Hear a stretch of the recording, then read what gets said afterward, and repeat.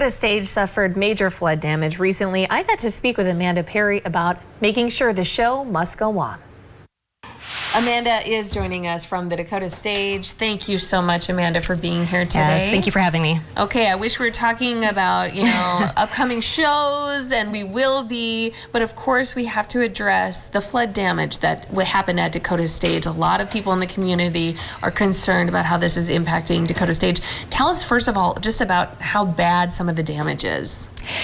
Well, as I'm sure many businesses downtown experienced with the flash flooding, it affected our entire building.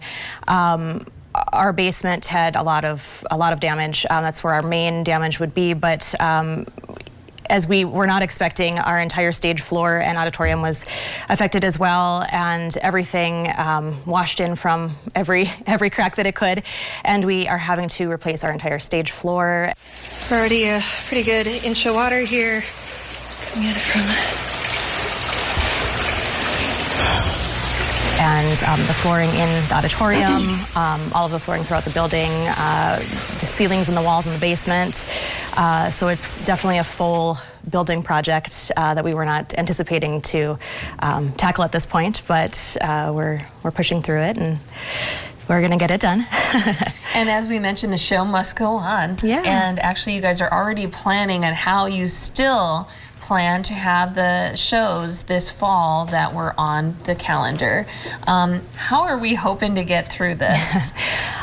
So we have a restoration company coming in to help us clean up the building, get rid of the mold, clean up the water damage that came in from the streets and the sewer and all of that. And then we are planning on focusing on cleaning up the lobby and replacing things in the lobby and the auditorium first, and refinishing the stage floor, making that nice and new, and getting the performance area cleaned up first, and getting that ready for show.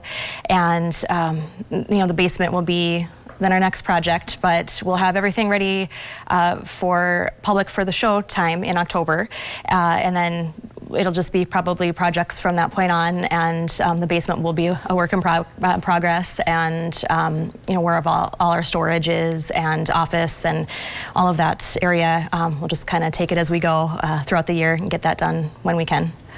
I think people want to know how they can help, because this sounds like a huge endeavor, getting everything back on track, and maybe even better than it was. I mean, maybe there is a silver lining there. How can people help?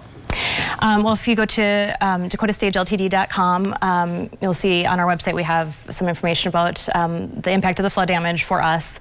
And you'll also see the community support that we've had is absolutely amazing. And we've had so much in donations, and you can see how much people really care about arts in the community. And we've been able to pretty much meet our goal and then some, as far as what we're kind of predicting is the damage. But again, it's hard to say, because as you dig into these old buildings, there's just more and more that you find that you have to rebuild and kind of clean up, and so it's always going to be a work in progress, I think.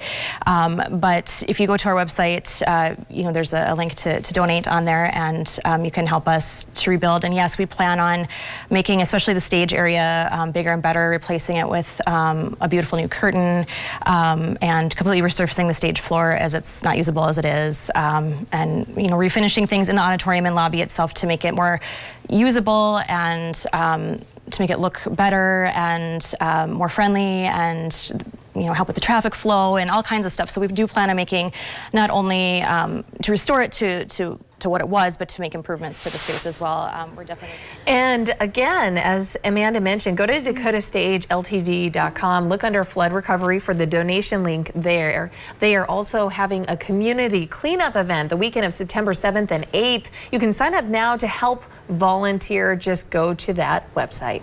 And